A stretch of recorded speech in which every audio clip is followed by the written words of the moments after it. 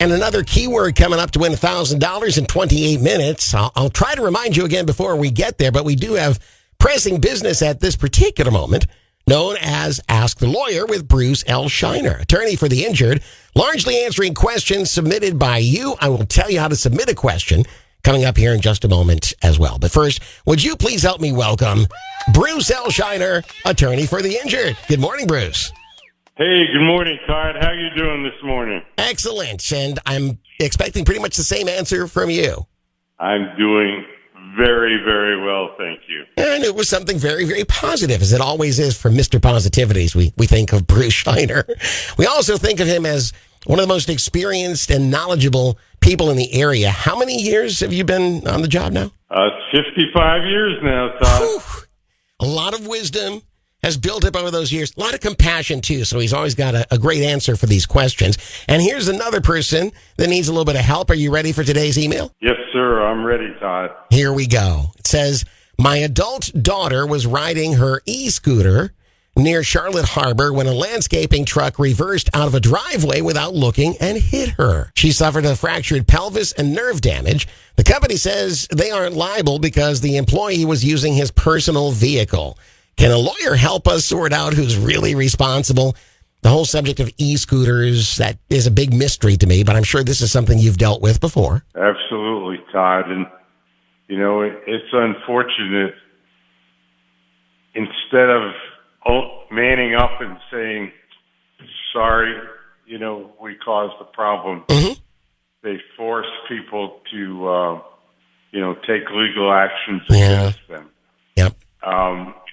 It doesn't matter if he's driving his own vehicle or a company vehicle. There's a theory known as respondeat superior, which means that the employer is responsible for the actions of its employees.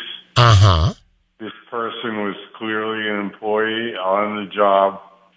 You know, the company's responsible, and they're going to have to really dig deep to take care of this poor person.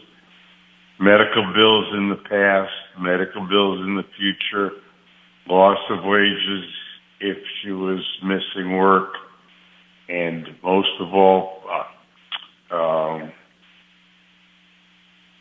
I would imagine there'd be some pain and suffering in there. Pain and suffering in the past, pain and suffering in the future, and other intangible damages. Now, what was that? I'm sorry. You can't just say that, hey, he's driving his car, so it's not our problem. Right. It is their problem. He's their employee, and they must pay. And what was that theory, that legal theory you just said a second ago? Respondeat superior. You just laid a little Latin on us, didn't you? Yes, sir. Oh, it's an old term we learned in law school. Oh, okay. All right. Well, it does sound like they're in a decent position to get a recovery here. Yeah. She's in a great position. She just needs to call an experienced personal injury lawyer. We'd love to help her. Okay. All right.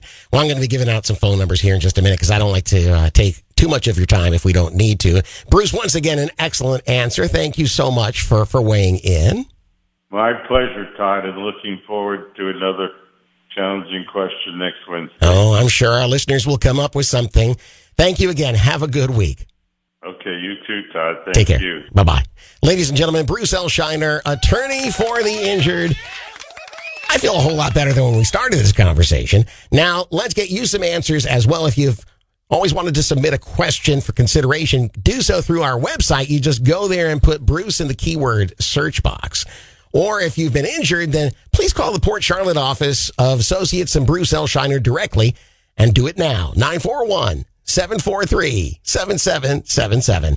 941-743-7777. And tell them that Todd Matthews sent you.